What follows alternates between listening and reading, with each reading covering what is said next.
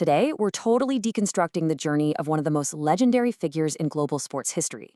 You know the name, you know the brand, but actually looking at the meticulously structured reality behind Cristiano Ronaldo, it is mind-blowing.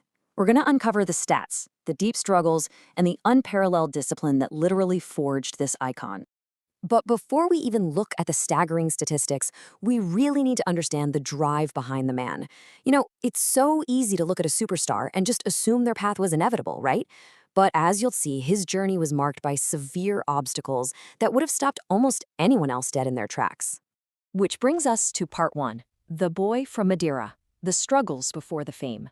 So his mother, Dolores, once considered terminating her pregnancy simply due to the family's deep financial struggles. And when he found out later in life, he responded with this exact quote. It's intense, right? You can really see how a harsh truth was turned into a point of profound pride and massive responsibility for his family's survival. And it's incredibly humanizing to picture a 12-year-old boy weeping for his family, entirely removed from that superhuman image we're all so used to today. He left his small village for a distant city just to join Sporting CP. The youth coordinator who actually discovered him noted that the environment was tough, the facilities weren't exactly great, and the young boy cried for days. If he hadn't been absolutely 100% convinced that his dream was to be a footballer, he easily would have quit right then and there. So it becomes pretty clear that his path wasn't paved with privilege. It was fraught with emotional hardships and this intense, rebellious obsession with football. He had trouble controlling his temper, which even led to his expulsion from school. But his raw talent? Undeniable. It's actually wild to think he ended up at Sporting CP just because his local club had a €25,000 debt and they offered players to settle it. Talk about a sliding doors moment. Moving to part two, the heart surgery at 15, a career almost derailed before it even began. Now, this wasn't just some minor issue. His mother genuinely feared he'd have to give up playing football forever. Tachycardia basically meant his heart raced rapidly even when he wasn't running. For an aspiring elite athlete, that is an incredibly dangerous condition that massively increases the risk of heart failure or sudden cardiac arrest.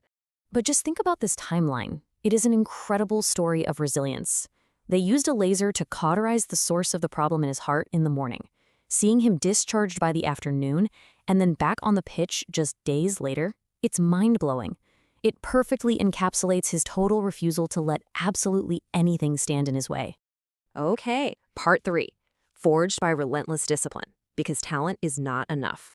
When you hear this quote, you quickly realize it isn't just some catchy PR phrase. This is the fundamental ethos that separates him from thousands of other gifted players. He understood super early on that raw skill would only get him to the door. It was the grueling, unseen work that would allow him to kick that door completely off its hinges. Even on holidays and pushing into his late 30s, he's 39 years old now, his fitness and stamina are carefully engineered through daily grueling habits. He maintains this rigorous self-control over his body and mind. He's essentially proving that age really can just be a number, but only if you apply a deeply structured, relentless discipline to your daily routine. Tracing his meteoric club ascent, notice how Sir Alex Ferguson famously demanded to sign him at halftime during a 2003 preseason friendly against Sporting. That single moment launched a career that totally reshaped global football. From Manchester, he broke transfer records, moving to Madrid, conquered Italy with Juventus, and then practically shifted the entire sporting world's attention to the Middle East by moving to Al Nassr.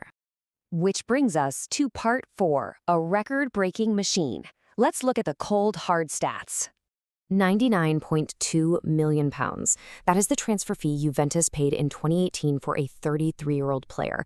Just think about that for a second. Most players are totally winding down at 33.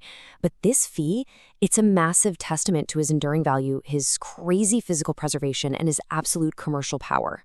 And his record at Real Madrid perfectly highlights his lethal efficiency. He actually scored more goals than the total number of matches he played, averaging more than a goal a game over a 9-year period at one of the most demanding clubs in the world. That is a complete statistical anomaly. Then there's this number, 143.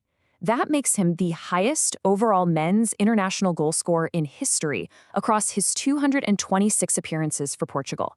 Surpassing absolute legends like Ali Dai and Ferenc Puskas, this record just goes to show his unbelievable consistency on the world stage for over 2 decades. These aren't just records, right?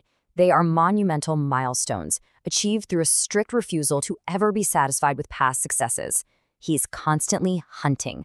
The next goal, the next trophy, the next piece of history. Part 5. The man behind the myth. Let's look at his humanity off the pitch. Because there is a massive contrast between the arrogant competitor we see on TV and the deeply grounded family man behind closed doors. The public sees a demanding teammate, sure, but privately, his life is anchored by his children and some really unique personal choices, like intentionally remaining tattoo-free purely so he can regularly donate blood. He actually weaponizes the intense scrutiny and public animosity to drive his own personal development. He knows he's divisive, but instead of letting it break him, he literally uses it as fuel. He views competition and criticism as a challenge, not a threat. He also actively leverages his ultimate personal awards to create massive, life-changing philanthropic impact across the globe.